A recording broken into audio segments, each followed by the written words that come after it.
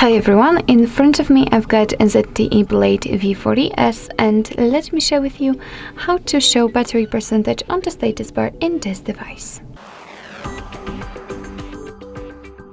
So if you want to see the battery percentage on the status bar every time, then it's quite easy to do.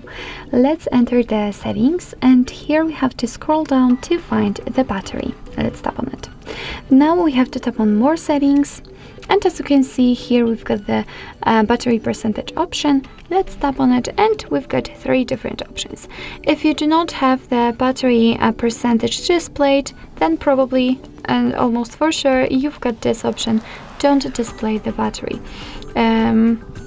So you can change it to the display inside of battery, just like I had before, or displayed outside of the battery, and it will look like it.